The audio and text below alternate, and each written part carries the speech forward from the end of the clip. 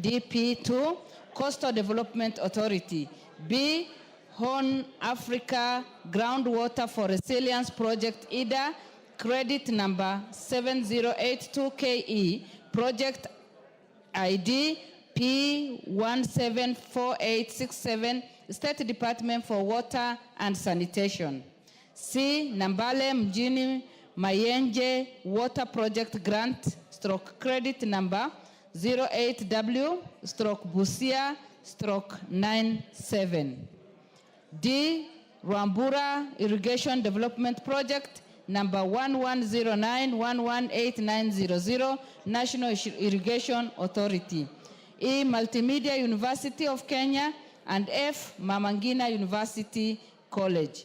5. Reports of the Auditor General and financial statement for the year ended 30th June 2023, and the certificates therein in respect of A. Kenya Primary Education Equity in Learning Program, IDA grant number D991KE and credit number 7067KE, and grants NOS TFC 306KE and TFC 307KE, State Department for Basic Education, and B. Hybrid Generation of Off-Grid Power System credit number CKE 1066011, Kenya Power and Lighting Company PLC. 6. Reports of the Auditor General and financial statement for the Sekuru National Polytechnic year ended 30th June 2024, and the certificates therein. Thank you, Honorable Speaker, and I lay. Order number 6, notices of motion. Order number 7, questions and statements. Honorable, order number 6, there was a notice of motion by Honorable Gikaria. Or is that? Sorry? Oh, I'm told it's by Gonzi Rai. Is he available for your? You are ready for your notice of motion? Okay, just hold on. So we agree that Honorable Gikaria, you are on the order paper to give a notice of motion. So we skip that on number 6. Okay, so let's move to number 7, which is statements. Honorable Member for Kinango, Honorable Gonzirai, you may proceed. Regarding the safety of a Kenyan in Saudi Arabia.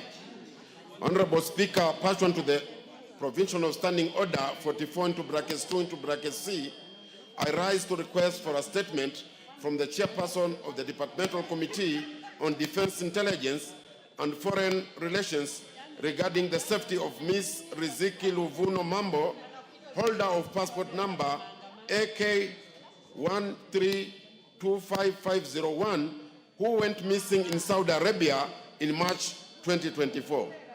Honorable Speaker, Ms. Riziki Luvuno Mambo has been residing in Saudi Arabia since July 2023 when she moved there for employment. However, her family, with whom she maintained regular communication, claims to have lost contact with her on 12th of March 2024, raising concerns about her safety and whereabouts. Following her lack of communication, the family received reports on 23rd of April 2024 that she had been arrested and was being held at Jeddah Sawari Police Station in Saudi Arabia. It is alleged that she was found in a state of distress, wandering the streets, and appeared to be suffering from mental health condition. Efforts by the family to secure her repatriation to Kenya have been unsuccessful. Honorable Speaker, it is against this background that I request for a statement from the chairperson of the Departmental Committee on Defense Intelligence and Foreign Affairs on the following. The circumstances surrounding the arrest of Ms. Riziki Luvuno Mambo by the Saudi Arabian police. 2, steps that the relevant government agencies have taken to ascertain the whereabouts and secure our expatriation release from custody, expedition release from custody and repatriate to Kenya for proper physical and mental care. And C, the measures that the government has taken to guarantee the safety of all Kenyans living and working abroad to ensure that they receive timely government assistance as cases of distress. I thank you, Honorable Speaker. Chairperson, Defense and Foreign Relations. Is there a member of that committee in the House to give an undertaking on behalf of the committee? Okay, Majority Leader, can you give the undertaking on their behalf?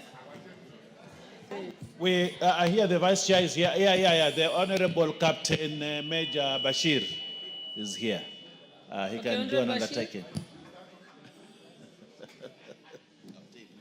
Give him the mic.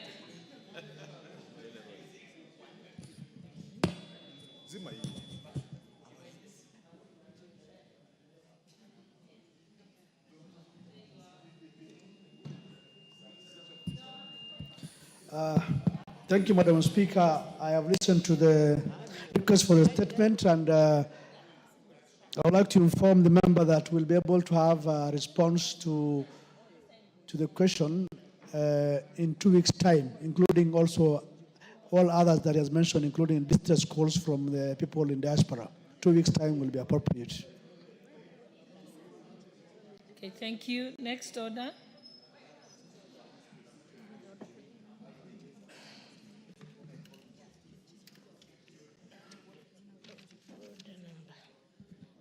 Order number 12, the County Public Finance Laws Amendment Bill, Senate Bill number 39 of 2023, second reading. Mover.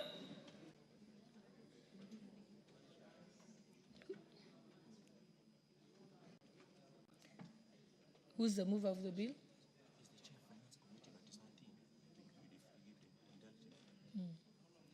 Okay, this bill, the mover is the chairperson of the Finance Committee, but he doesn't seem to be here, and I don't think there's any member of the Finance Committee. I'm told they were having a meeting.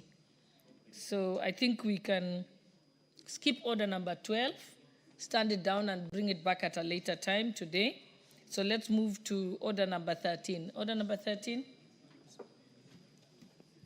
Order number 13, motion, consideration of Senate amendments to the National Construction Authority Amendment Bill, National Assembly Bill number 59 of 2022.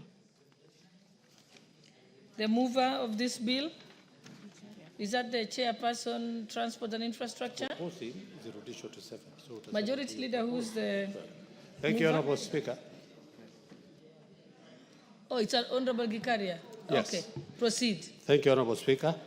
I beg to move that the Senate amendment to the National Construction Authority Amendment Bill, National Assembly Bill number 59 of 2022, be now considered. Honorable Speaker, I had brought this to effectively operationalize the 30% under the procurement for the special groups, that is the women, youth, and people with disability. And Honorable Speaker, in that amendment, I had proposed that we exempt class 8, 7, and 6, but we had agreed with the committee that we only exempt class 8 only.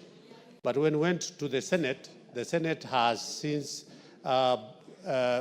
rejected our proposal of 8 and returned it to where I had proposed to 6, 7, and 8. But, Honorable Speaker, I want to agree with the committee that we just exempt only class 8 and just up to class 8 and nothing more, and that is only for startup, so that we can be able to help our youth women and people with disability to be able to venture into business, to give an opportunity for us. So in my view, I would want to agree with the committee and reject the Senate proposal. And I ask Honorable Ruto to second.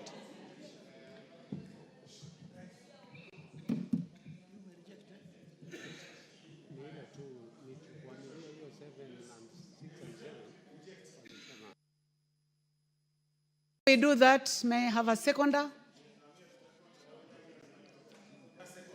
It's the seconder, the Honorable Ruto. Member for Cases, please proceed. Thank you so much, Madam Speaker. Through to what the proposer said, Madam Speaker, the essence of providing this particular intervention is to encourage young members of the country, that is the youth, the special group of women and people living with disability, to participate in such business entities and to grow the economy. And therefore, I stand to support the rejection of the proposals of Senate, and we only approve the removal of Class 8 under NCA, so that we encourage the new people and we don't misuse the other conditionalities that have been provided by NCA, because we've seen other people who are qualified, who are able, can misuse those particular provisions. Thank you so much. I support the proposal of rejection. I now propose the question, which is that the Senate Amendment Bill to the National Construction Authority Amendment Bill, National Assembly Bill number 59 of 2022, be now considered. May I go ahead and put the question? Yes. I now put the question that the Senate Amendment to the National Construction Authority Amendment Bill, National Assembly Bill number 59 of 2022, be now considered. Will as many as of that opinion say aye? Aye. Will as many as our contrary opinion say nay? Nay. The nays have it. So, honorable members, honorable members,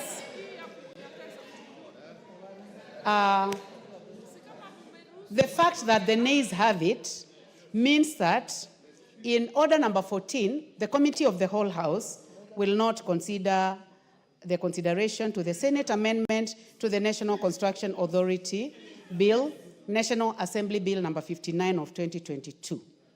Thank you, honorable members.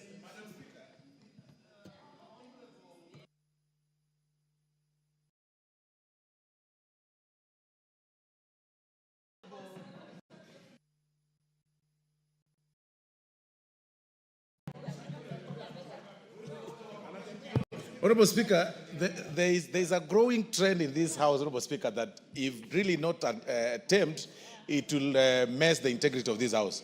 Honorable Speaker, when the Speaker is on her feet, nobody should be seen walking and moving around, Honorable Speaker.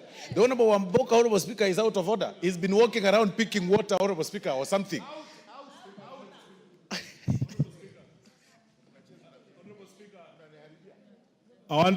I apologize, Honorable Speaker. I'm sincerely sorry, and that will not happen again. Honorable members, let us proceed. I did not notice that the Honorable Amboka was moving around, but Honorable, if that happened, let it not happen any other time. Next order.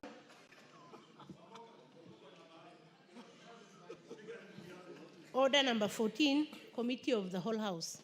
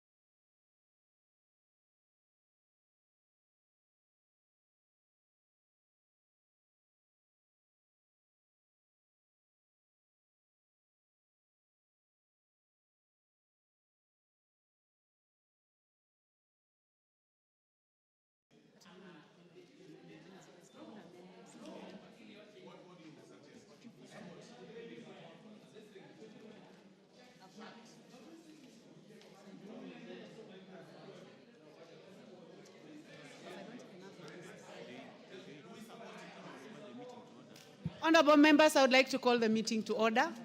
We are in the Committee of the Whole House, and we are considering the Wildlife Conservation and Management Amendment Bill, National Assembly Bill number 23. I propose the question that clause 2 be part of the bill. There be no amendment. I put the question that clause 2 be part of the bill. Will as many as of that opinion say aye? Will as many of our contrary opinion say nay? The ayes have it. Title. The Honorable Rueda, I can see you are in the house. Please get settled. The member for Lamu, please settle down. The honorable members,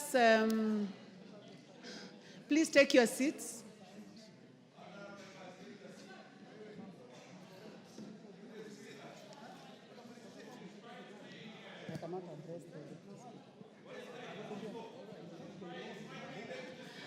Honorable members, the only person I will not address is the Deputy Speaker. The rest of the members, please take your seats. Except the Deputy Speaker.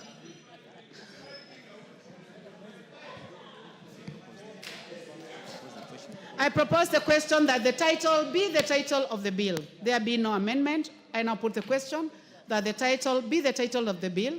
Will as many as of that opinion say aye? Will as many as of contrary opinion say nay? The ayes have it. Clause 1.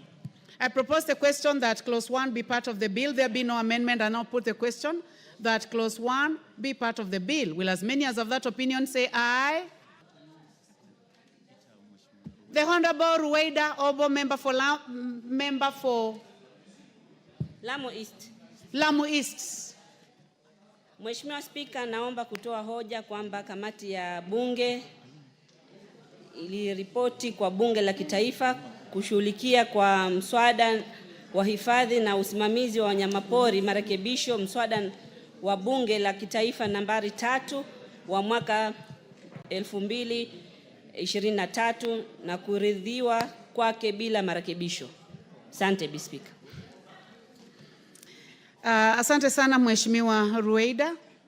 Honorable members, I now put the question, which is that the committee do report to the House its consideration of the Wildlife Conservation and Management Amendment Bill, National Assembly Bill number 3 of 2023, and its consideration without amendments. Will as many as of that opinion say aye? Will as many as of a contrary opinion say nay? The ayes have it.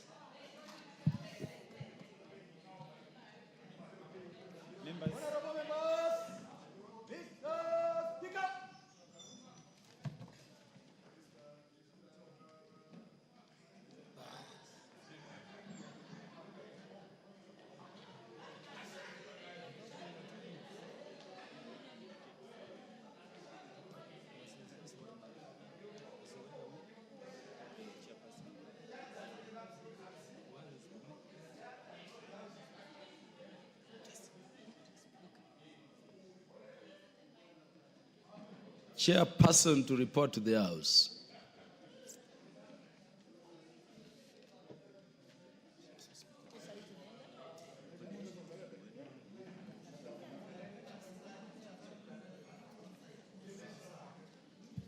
Thank you, Honorable. Honorable Speaker, I beg to report to the Committee of... Honorable Speaker, I beg to report that the Committee of the Whole House has considered the Wildlife Conservation and Management Amendment Bill, National Assembly Bill number 3 of 2023, and its approval without amendments. The mover to move agreement with the report. Mheshimiwa Spika, naomba kutoa hoja kwamba bunge hili likubaliane na kamati ya bunge zima kuhusu ripoti hiyo. Pia namuomba Mheshimiwa Owen Baya aunge kuafiki hoja ya kukubaliwa kwa ripoti ya kamati ya bunge zima. Asante Bwana Spika. Honorable Owen Baya. Thank you, Honorable Speaker. Honorable Speaker, just a minute. Asante, Mheshimiwa Speaker, kwa kunipatia nafasi kuunga hoja ya makubaliano na bunge kuhusu mswada huu. Na niseme hivi kwamba huu mswada ni mswada muhimu sana. Na nataka kumpongeza Mheshimiwa Roida kwa kujali watu wake wa Lamu na watu wa Pwani. Kwamba hawa wanyama ambao leo tunawaweka katika ratiba ya wale ambao wakiumiza watu watalipwa ni viumbe ambavyo viko katika bahari. Na hivi viumbe Bwana Spika, huwa vinaumiza watu wa Lamu sana. Manake watu wa Lamu wengi wao wanapata chakula chao cha kila siku kupitia ile bahari ya Hindi. Na kwa sababu hiyo basi Mheshimiwa Roida, nataka niseme kwamba umefanya jambo zuri sana. Watu wa Lamu na watu wa Pwani watakukumbuka maisha yao yote kwa hii kazi nzuri umewafanyia, ili hata hao wapate fidia, wafidiwe wakipata hasara ndani ya bahari. Asante Bwana Spika, na naunga Mheshimiwa Roida amepitisha. Asante sana. Yes, Honorable Rachel Nyamai. No. In terms of procedure, Honorable Rachel, the question has to be proposed first. Honorable members, I propose the question that the House do agree with the committee in the said report. Honorable Rachel Nyamai. Mheshimiwa Spika, ningependa kuchukua fursa hii pia mimi niweze kumpa kongole Mheshimiwa wa Lamu East ambaye ni Mheshimiwa Rueda Obo. Alifanya kazi nyingi sana. Na kwa kawaida mheshimiwa wanapatiwa fidia sana sana kwa mambo ambayo yanahusu bahari. Na ningependa pia kupongeza Mheshimiwa Honor Owen Baya. Na pia nimwambie nimeona Kiswahili kimeanza kumshinda. Sijui ni kwa sababu gani. Kwa sababu analemewa ni kukaa sana na Mheshimiwa Eshongwa, Mheshimiwa Whip Osoro na Mheshimiwa wa Marsabit, Mheshimiwa wako wanamuongelesha kizungu mingi mpaka siku hizi ameanza kusahau Kiswahili. Kwa hivyo ningependa kuwapongeza wote wawili, lakini niambie Mheshimiwa Rueda ajaribu aketi sana na Mheshimiwa Baya amfundishe Kiswahili. Mheshimiwa Rachel Nyamai, ungependa kufahamishwa jambo na Mheshimiwa Osoro? Ningependa nifahamishe na Mheshimiwa Osoro. Na anifahamishe kwa Kiswahili. Fahamisha kwa Kiswahili. Mheshimiwa Speaker, ningependa kufahamisha Mheshimiwa Rachel kwamba hatusemi kwamba lugha ya Kimombo, usema kwamba Kiingereza mingi. Wasema Kiingereza kingi. Pili, tunasema kwamba sio Kiswahili kimemshinda.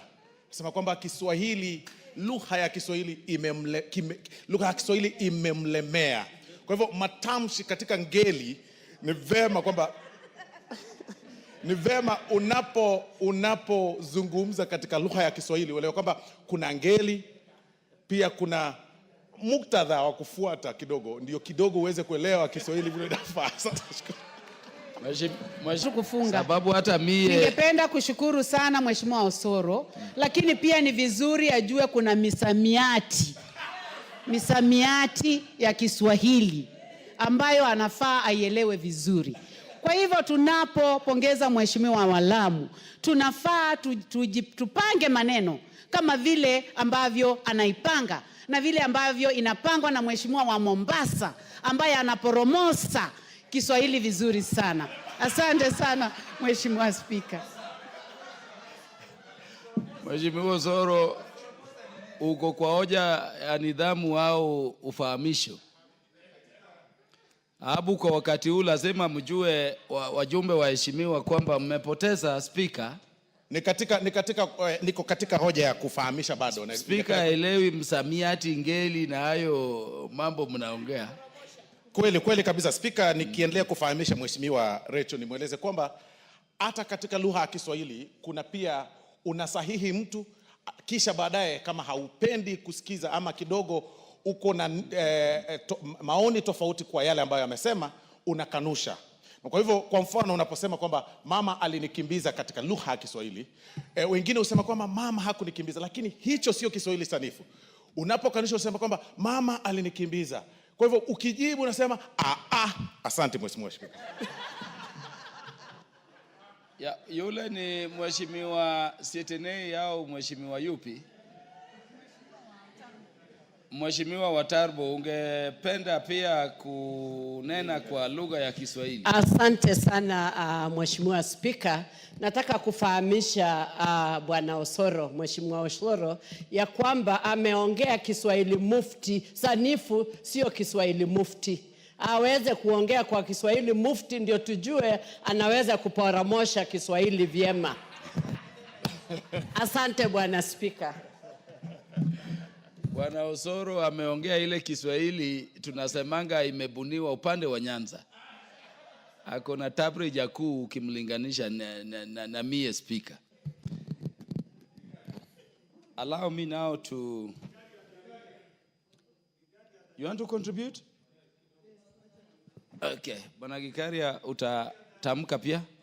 Asante Mheshimiwa Spika. Kwa kweli ni shukuru Mheshimiwa Ruaida Mohamed kwa hoja hili ambapo alileta hapa katika bungeni ya kuweza kuwajali watu ya sehemu ya upande wa Mombasa mahali kuna bahari na pengine watu wanapoteza ama wanapata injuries kutokana na wanyama wale wako ndani, majeruhi kwa ile vitu inapatikana. Niseme kwa kweli ni kitu cha muhimu kuangalia, kwa sababu kuna wakati mimi nilijaribu kuleta mswada kule kwangu, watu wengi kwangu wanapata madhara ama wanajeruhiwa mpaka maafa inatokana kutokana na nyani, na nilijaribu kuweka nyani wawekwe kama wanyama wa porini ambaye kutapatikana compensation, lakini haikuwezekana. Lakini fidia, asante Bwana Osoro.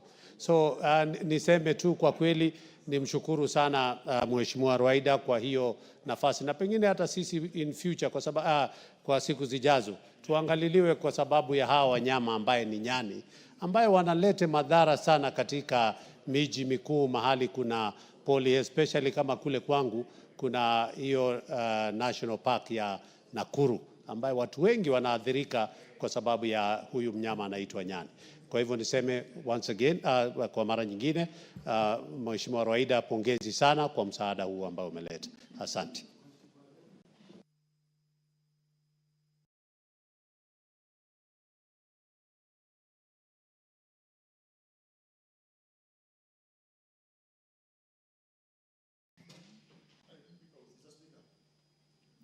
Yeah, honorable members, I now put the question that the House do agree with the committee in the said report. Will as many as are of that opinion say aye? Will as many as are of the contrary opinion say nay? The ayes have it. Mover of the bill to move.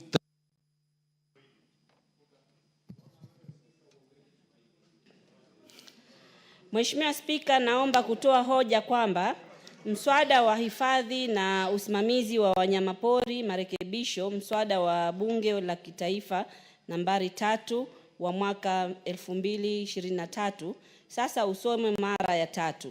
Pia naomba Mheshimiwa Owen Baya kuafiki hoja hii. Bwana Spika, nataka nichukue nafasi hii niwashukuru wabunge wenzangu kwa kuungana pamoja kupitisha huu mswada. Pia nishukuru uongozi wa bunge kwa kuhakikisha kwamba leo tumefika hii stage. Hili ni jambo kubwa sana kwetu kwa sababu madhara mengi tuliyaona wakati tulipokwenda kule, kamati ilipokwenda Faza. Watu walikuwa wamekatwa miguu. Hivi sasa ni kuambia lazima kwa mwezi lazima at least mtu mmoja, angalau mtu mmoja atakuwa amepigwa na huu mnyama anaitwa yeda, kwa kizungu stingray. Pia kuna watu wengi wameathiriwa, itasaidia watalii, hata si watu wetu peke yetu. Kuna mtalii alienda kupiga picha na akakatwa na papa. Pale feri pia watu wengi wanaathirika na papa, kwa sababu meli zikija zinapita na mapapa. Bahati mbaya pengine mtu ameingia chini ya feri kutengeneza, anakatwa na papa na hawapati malipo. Hii itasaidia hata hawa wabunge. Saa nyingine wanaenda kujivinjari, wakifika Mombasa, wakienda na zile boat. Bahati mbaya waanguke kwa maji au sema unataka kuogelea, kuna saa nyingine hatari inaweza tokea, pia wao itakuwa imewasaidia. Bwana Spika, sitaki kuchukua muda mwingi zaidi, lakini nashukuru sana. Hata nimeshikwa na shaki. Najua kwangu hili ni jambo kubwa sana. Watu wangu nao watajihisi kwamba ni Wakenya, Coast wote kwa jumla watajihisi kama ni Wakenya, na wao hawatengwi kwa sheria. Maanake sheria mwanzo ilikuwa imeangalia tu watu kwa ardhi, watu wa maji. Sisi ambao tunaringizwa na maji ilikuwa hatuonekani. Nashukuru bunge hili sasa imefanya kwamba watu wanakaa kwa visiwa vya bahari au wanakaa kwa mazingira ya maji, na wao wamewekwa kwa rada ya serikali. Maanake mara nyingi walikuwa wameona wametengwa. Hii itafanya tuweze kuhifadhi zaidi wanyama wetu wa pori. Asante Bwana Spika. Sije nikalia, asante. Mheshimiwa Owen Baya. Asante sana Bwana Spika, na hakiki mswada huu na afiki mswada huu kwamba usomwe kwa mara ya 3, na pia niseme kwamba kama vile wabunge wenzangu wanavyosema na vile Mheshimiwa Roida amesema, huu ni mswada mzuri sana, mswada ambao utasaidia watu wa pwani. Kilifi ni kati ya zile kaunti ambazo ziko na ufuo wa bahari mrefu sana, na bahari iko pale na watu kazi yao wengi ni maneno ya ubaharia, na mswada huu umekuja kwa wakati wake, kwamba ni wakati sasa watu ambao kwa muda mrefu walikuwa wamesahaulika katika maneno ya kufidiwa katika zile ajali zinafanyika ndani ya bahari, sasa pia wamepata nafasi. Kwa hiyo mimi nataka kuomba bunge hili, nataka kuomba uongozi wa bunge, mswada huu upeleke kwa haraka sana, uwekwe sahihi na rais ama assent, ili usikae. Nimeona miswada mingine tumepitisha hapa imekaa haijapelekwa for assent, na mimi nataka niwaombe sana, huu mswada ambao Mheshimiwa Roida ameufanyia kazi sana na ameweka kazi zake sana na amepatia matumaini watu wa Lamu na watu wa pwani, kwamba ufikishwe kwa haraka sana kwa rais, uwekwe sahihi, ili wale ambao wanaumia kwa sababu hii maneno ambayo imefanyika wapate fidia kwa haraka sana. Mimi nataka kuunga mkono. Asante sana. Honorable Charles Nguna Ngusia. Asante sana Bwana Spika kwa kunipa nafasi hii. Charles Nguna Ngusia, just take back your seat. I've not proposed the question for debate. Honorable members, I propose the question that the Wildlife Conservation and Management Amendment Bill, National Assembly Bill number 3 of 2023, be now read a third time.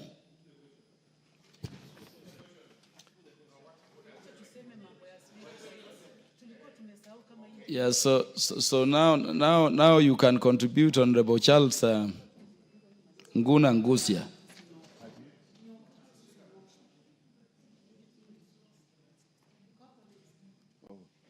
Asante sana Bwana Spika. Nilikuwa nimeharakisha sana kuchangia mswada huu, lakini nimepata ya kwamba umekamilika.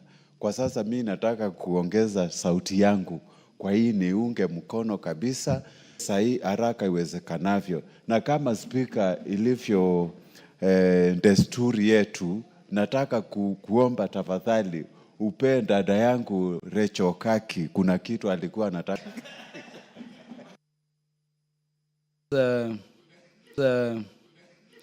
Nguna Ngusia, I've not seen any request from or to inform you, Honorable Rachel Nyamai, you wanted to contribute? Yes, Honorable Speaker. Contribute? Yes, Honorable Speaker. Because I want to put the question. Yes, I would like to thank you very much for your indulgence. Now, by this House, we have snake bites all over the country. This House, we have snake bites all over the country, starting with Baringo, Marsabit, Mandera, Kitui, has the most poisonous snakes. It seems to have been left out. After the passage of the 6 months, we will be bringing an amendment so that we also consider snake bites, because snake bites are killing too many people. And the ministry was in my constituency about 3 weeks ago, and the issue of snake bites was raised by my constituents, and so many people are calling for inclusion of snake bites in the compensation. He died of a snake bite. And so don't wait for... He died of a snake bite. And so don't wait for 6 months. You can join the committee in pursuing that endeavor. Honorable members, because of other businesses, let me put the question. I have confirmed that we have the requisite quorum in the House for purposes of making a decision. I therefore put the question, which is that the Wildlife Conservation and Management Amendment Bill, National Assembly Bill number 3 of 2023, be now read a third time. As many as are of that opinion say aye. As many as are of a contrary opinion say nay. The ayes have it. A bill for an act of parliament to amend the Wildlife Conservation and Management Act 2013. Order number 15, motion, exemption of major roads, expansion of major roads in the country to dual carriages, resumption of debate.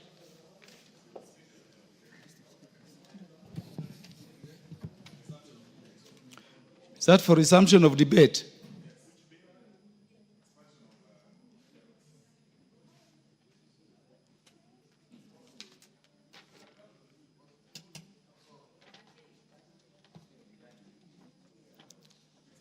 Seconded. Honorable Soro.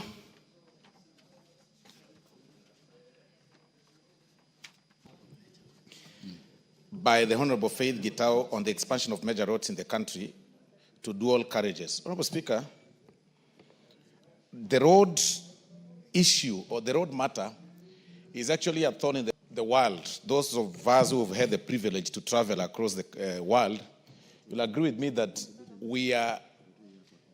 is the proposal or the motion by the Honorable Faith Gitao that seeks, or rather that brings us to the attention of everybody, Honorable Speaker, about the expansion of these major roads. Honorable Speaker, when you look, or if you've had an opportunity to travel or to make your way or to drive or whichever way from Nairobi all the way to Nakuru, then all the way to Kericho, all through to that route, Honorable Speaker, you'll agree with me that over the weekends, that route is extremely busy. Very, very busy. Because unlike the traditional holiday places that have been said before, like Mombasa and, the South Coast, the North Coast and all those places, other Kenyans opt, Honorable Speaker, to drive from Nairobi to Naivasha for what nowadays they call staycation or something, or just a little bit of some holiday, because that is another area that has become a common holiday destination, Honorable Speaker, especially for those who are not able to raise enough money, Honorable Speaker, and even not even enough money. There are very, very good hotels, Honorable Speaker, nowadays in Nakuru, Naivasha area, Honorable Speaker, that people go for holidays, Honorable Speaker. But unfortunately, there is a challenge. You drive all the way from Nairobi, you get to Westlands, but past Limuru, Honorable Speaker, you then now start finding a challenge or getting a challenge of the road network because of so many vehicles, Honorable Speaker, on the way. Because there are so many vehicles on the way in that route. If there is something that we need to think of as a country, is expanding such highways, Honorable Speaker. The roads that go all the way to Malava, the roads that pass through, you go, Honorable Speaker, from Sotik to Kaplong. It's like a road, Honorable Speaker, that was made when the population was hardly, 2 million people in this country or 3 million people in this country. It is really not a road that people should be talking about. And I see Honorable Osero looking at me because that is his home. And he knows very well that there is a challenge between Sotik, Keroka, Kisii, and going all the way, Honorable Speaker, to Sirare. It's really, really a big challenge, Honorable Speaker. And there are so many vehicles on the road. Those roads the implementers, or rather the people who came up with that structure of such roads, Mr. Speaker, did not envision a time when we will be densely populated as we are and with so many people on the road. And that is why this motion is coming in timely. Look at Mombasa, Mr. Speaker. Not everybody is able to afford a flight to Mombasa. You know, that immediately you get to Makutano at the junction of Machakos towards Mombasa, Mr. Speaker, the road becomes slimmer, slimmer, and slimmer. And because it was actually made, or you know, it was constructed over 30 or 40 years ago, or even 50 years ago, and not really well maintained. Sometimes erected by people because of the accidents that occur, Honorable Speaker, and we even squeeze ourselves in the trailers when you're driving in those roads. I mean, really, it is about time that we start having this discussion on how we can be able to get to expand these roads to have every major road as a dual carriage, Honorable Speaker. But even as we get to that, then we then need to sit down and ask ourselves this question. Is it then possible for this country, the country's budget, to meet those needs? Is it possible that within the budget that we have, Honorable Speaker, that we have all those roads, made under dual carriage, Honorable Speaker? What then, when you ask yourself this question, then it brings up for this answer that it's about time we also start thinking on how we can engage investors on such structures under the PPP terms. That if the government is not able to construct these roads because of the taxes, the insufficient budget that we have, Honorable Speaker, and of course there's several needs, then it's about time that we start embracing the question of the private-public partnerships across the country. It is the question of time. It is about time that we start thinking about that, right? That if you are doing a road towards Malava from Nairobi, then have an investor construct an 8-lane structure, 8-lane carriage on one side, and 8-lane carriage on the other side, with the exclusion of a free one. Then you do tolling so that you are able to recover your money. So you do 8. If you want to go express to Malava, use the dual carriage. If you do not want to pay for the, through the toll station, then just a similar thing that happens, of course, Honorable Speaker, to the expressway. Then you are left with that small, slender road, the old one, so that you can use and remain on traffic as you want. So it's about time that we start telling Kenyans and embracing, even as leaders, the question of the PPP. Because it is not tenable through our budget.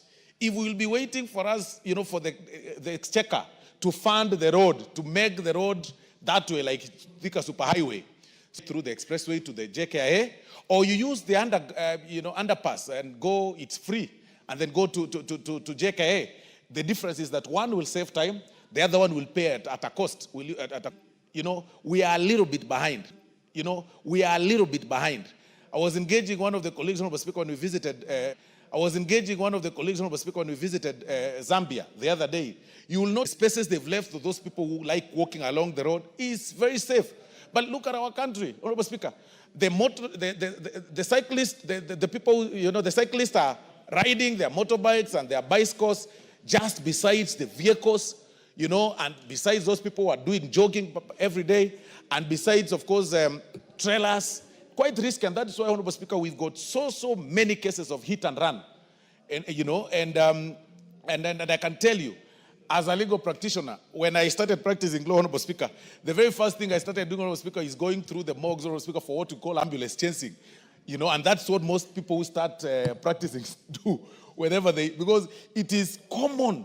People are dying on the road, Honorable Speaker, through hit and run. People are hit. When you take, even if it's has some little pass left for him to be saved, you will fear, because when you take them to the hospital, you are asked, okay, so are you the one that hit this person? And the police will be after you. And that is why we are turning to be a country of each person for himself and God for us all. It's quite unfortunate. But General Honorable Speaker, it is about time that we start thinking through the PPPs. We start looking for the investors, viable and quality investors, to help us do the dual carriages. They toll to recover their money.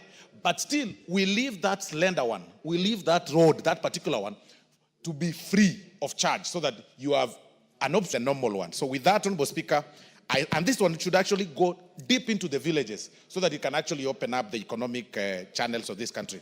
with those very many remarks, Honorable Speaker, I am very impressed by the Honorable Faith Gitau's motion, and I suggest that it just doesn't end in these structures of motion. We need to think through the public-private partnership, Honorable Speaker, in terms of, for us to engage, for us to be able to achieve this, because it is not possible to do this through the exchequer. I beg to support, Honorable Speaker, and I thank you very much.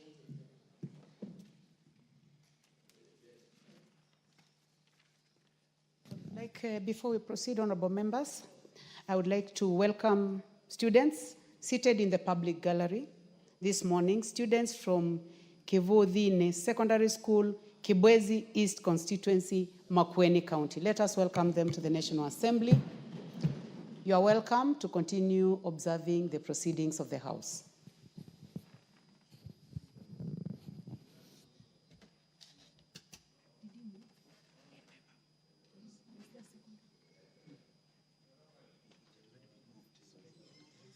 The Honorable Ekomas Mutuse, you may proceed, and I would like to request you, I've given you a chance there so that you may also welcome the students from Kibwezi.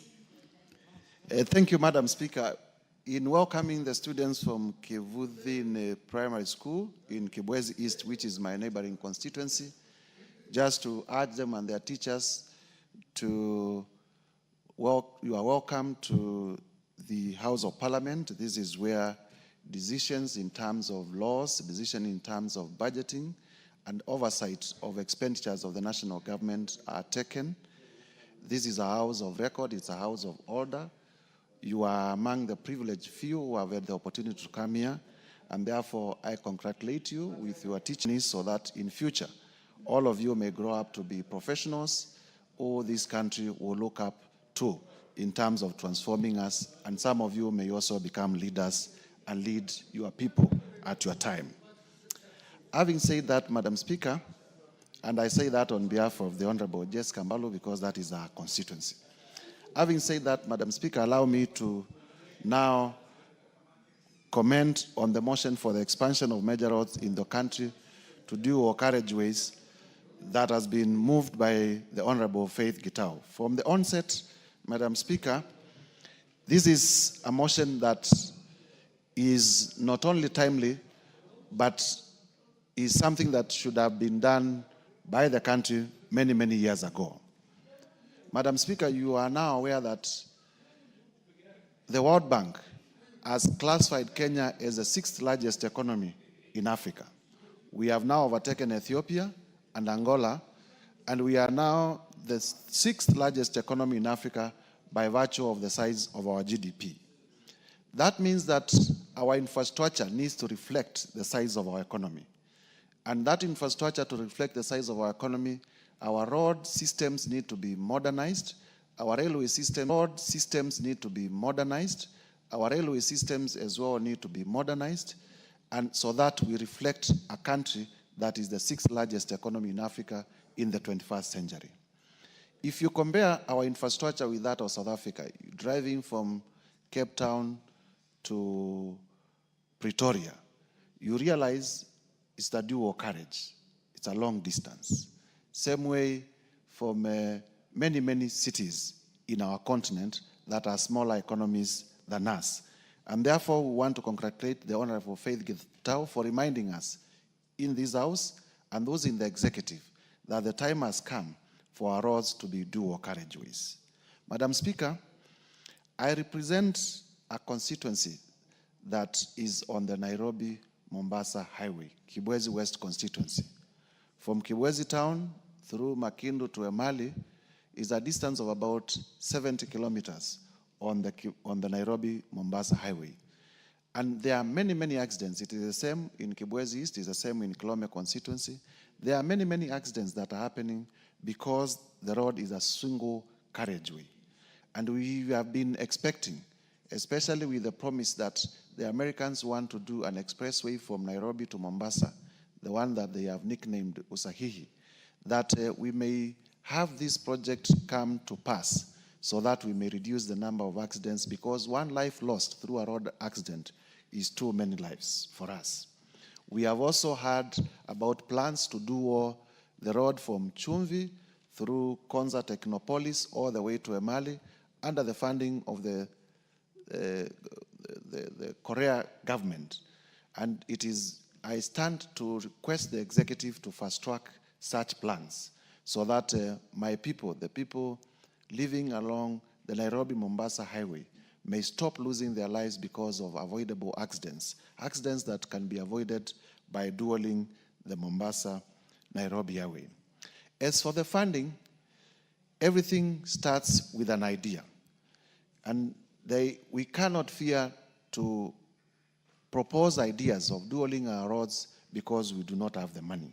And therefore, I want, as I support this motion, to urge the State Department for Roads to come up with a plan on how we can dual our roads and to engage Parliament so that we may pass the necessary policy and legislative framework to facilitate the dualing of all the roads in the Republic of Kenya so that we may reflect the economy that we are, that we may become attractive even to foreign investment and attract more people to come to our country, because a road network, attractive road network also is important in terms of the image of our country that we give to the people who visit our country. Having said that, Madam Speaker, I beg to support and urge that it doesn't end at mere debate, that the Committee on Implementation will pick it up so that we may have a concrete plan with clear timelines on how this will be achieved. I thank you, Madam Speaker, for the opportunity. Thank you very much, Honorable Mutuse. The Honorable Naomi Wako, member for Marsabit. Thank you very much, Honorable Speaker, for allowing me to add my contribution to this very important motion brought by Honorable Faith Gitau, one of our very diligent commissioner and a member of Parliament. Honorable Speaker, as I stand, I want to confirm that I support this motion because it touches on one of the most important things that we depend on as a country. Honorable Speaker, the proposal that this House resolves that the government, through the Ministry of Roads and Transport, undertakes an expansion program of national trunk roads with the view of upgrading all classes A, B, and C roads in the country from two-way lanes to dual carriageway, one-way roads with the necessary infrastructure that include footbridges, safe crossing zones at regular intervals. Honorable Speaker, I fully support this because we know very well as a country, so many innocent lives have been lost. We've lost many people. We've lost even tourists who have been in our country due to road carnage. We've lost our young people, students, going for school trips or maybe going to their schools because of road carnage. And by expanding our road, we are sure that the accidents that keep happening in our country and on the roads will be reduced. Honorable Speaker, even as we propose this, some disciplines must be observed of time and how the drivers, should conduct themselves, and having the driving license and doing all the due diligence will help us and add a lot of value to the suggestion that we are making. And again, Honorable Speaker, expanding our roads will be profitable to our country. Our economy will grow because we know very well that many of our neighboring countries depend on us. And by expanding our roads, then we know that we will be able to grow our economy and we'll be able even to be of use to our neighbors, because Kenya, as it is today, we are at the front line and leading from there. We wouldn't want, to cause chaos and also other people to be in our country and have accidents.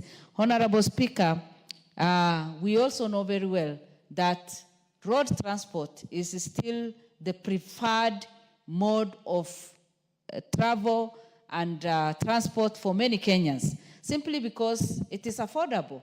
And many of us prefer it because we know that when you're on the road, you are safe enough unless maybe something that you are not aware happens. You know that you will be able to reach your destination safely. But again, if we are not able to manage and to control well, we will continue losing a lot of people. Honorable Speaker, we know that even for the service delivery, you know, we depend on our roads for the service delivery. And these days we have our motorbike, the border borders, who support us. And what the motion is supporting is going to help us a lot, because with what she's saying, safe crossing zones at regular intervals, proper drainage system, and other requisite infrastructure for their optimal operation.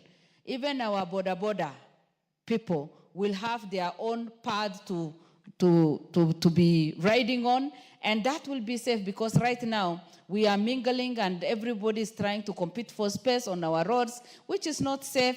And again, we are not saving time.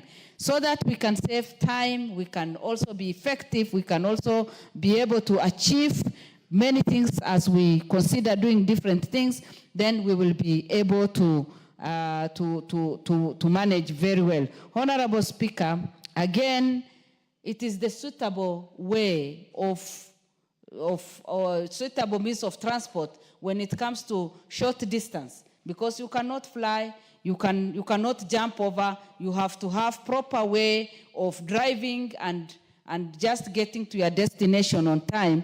And this is the only way we can be able to achieve all our goals. It is my prayer that we will be able to do this, so that in our country, we already have a lot of challenges. We have many people, you know, blaming the government for doing different things. We have Kenyans crying because of poor economy. We have challenges because businesses are not doing well. If we can ease the traffic, and if we can help our people to have at least safe way of traveling and reaching their destination, people's businesses will pick, and we will be able to do a lot. With those few remarks, Honorable Speaker, I support, and I request the other members also to support this motion. Thank you. Thank you very much, Naomi Wako, the Deputy Whip. The Honorable Gideon Ochanda, member for Bondo. Thank you, Madam Speaker. Madam Speaker, there are a number of things that if people and governments are not able to realize and to do, will continue being in many, many, many problems. One of these is the issue of planning and the use of data. Our successive governments are well aware that we have more vehicles on the road each year as years advance. What is it that we are doing, or what is it that we are placing for purposes of this increase of traffic in terms of our road infrastructure? I think there are some very basic things, very, very, very basic, that governments, the successive governments, have not worked towards this. And they are well aware that vehicles are registered every day, the number has been going up, and where we are taking these vehicles to is not developed. It's a similar problem we have, for example, in housing and what we are seeing in Nairobi now. One house or a household is brought down, one building, and instead it is replaced by a massive house of more than 40 households. While you are doing this, you have not planned for sewer, you have not planned for transport, you have not planned for all these many other things. And this is exactly where the messes are coming in. And we also have data in terms of the amount of messes that we have on our roads. We also have the amount of messes that we have on our roads. We also have the amount of messes that to say that the planning has not been bad, but somebody is